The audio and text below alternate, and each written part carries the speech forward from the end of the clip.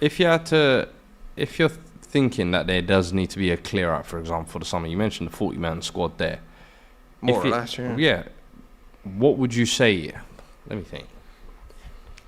8 players that you confirm that need to leave under no circumstances.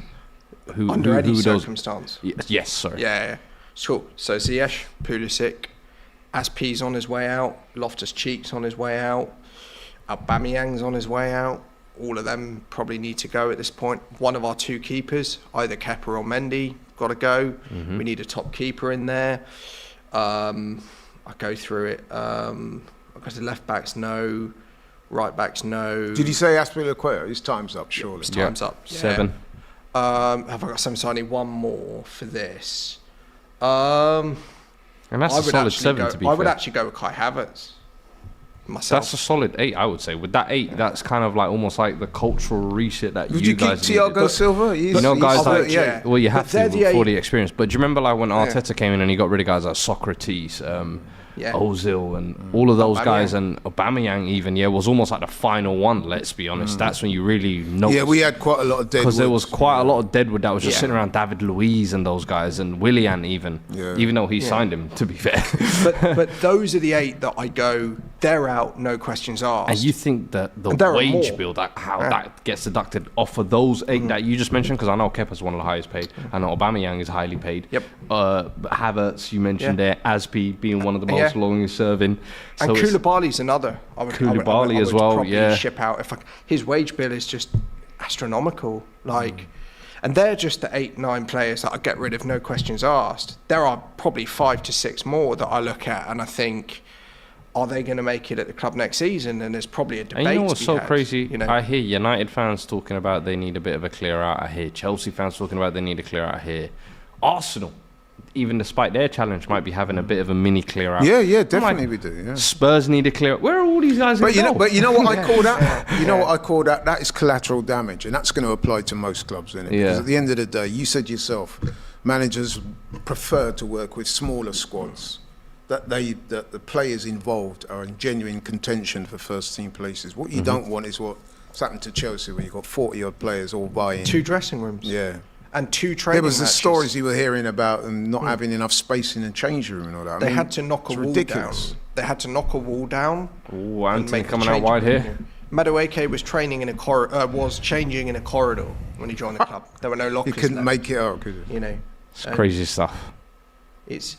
It's crazy, and at that point when there's 2 matches going on in first team training, that how on earth are the players getting the attention they need? It's just not. It's not. So presumably you're quite damning of the way Todd Bowley's handled things, then, are you? Oh, I support the ownership generally. I just think they're showing an incredible lack of experience, and it's a shame, right? Because my piece on Bowley is, since they've come in, the minute they come in, they've had the right intentions. They've tried to do the right great thing. Ball intercepted there. Yeah, I mean, so for me on the owners, right, Todd Bowley, Iqbali, all of them, they've come in, they've had the right intentions, they've wanted to do the right thing. You can tell that by the way that they've got 2 people on the board that interact with the fans all the time. They've got the right intentions and they want to build a top club. But I think that they underestimated the challenge of it. They had such a crazy lack of experience. I mean, Todd Bowley was our sports director until gone the January transfer window this year. So you look at that and you say to yourself, these guys just didn't really know what they were doing. They came in wanting to do the right thing, saying, look, we've got the money here to do it. I think sometimes in life that can be the case, not just in football, but in life in general. People who have a lot of money think they can just throw money at a project and it's going to work. It takes far more than that. But I'm encouraged, though, because what they've said is, we're going to step away more now. We've got the football people in place, Win Stanley, Lawrence Stewart, who will do the football things, and they will just come and provide the money, provide the support for them.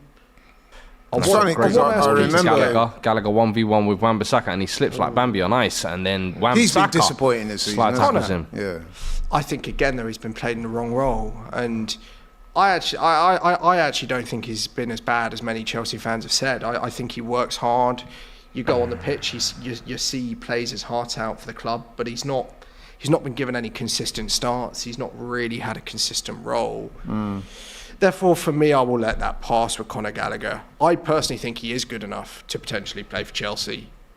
But he has to be, he needs a manager that will give absolute faith in him and plays him every week. And problem is we have too many players that I feel need that arm wrapped around them. And while I think Poch is the man to do that, and Fuad, you would certainly know more than me on Poch's management, Poch's man management, but you can do that for 3 or 4 players. But when it's a lot of your starting 11 which just need that, that's what I was going to say. Do you trust Poch to be that cutthroat in the summer and come in and straight away say, I don't fancy you, and you?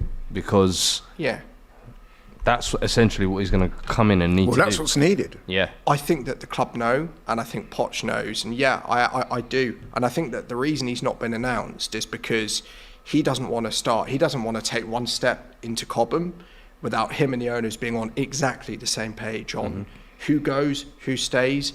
And as far as he's concerned, I think the second it's done, and even before it's done, the work begins. It's very much we're doing this on my terms here. You're supporting me.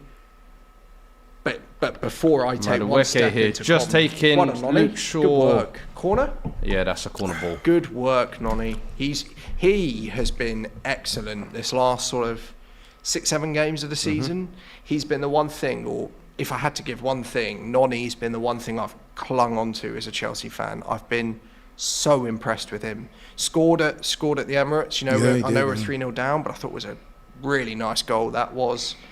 It worked so hard. He's got so much skill, so much ability. I love the guy. I think he's going to be excellent for us. He did do well against us that day. Everyone go check out DR Sports Talking Tactics right now. Matisse, tell them, why should they watch this? Because we're sick. All right, is that all you're going to give? All right, fair enough. Because we're sick. Go watch the show right now.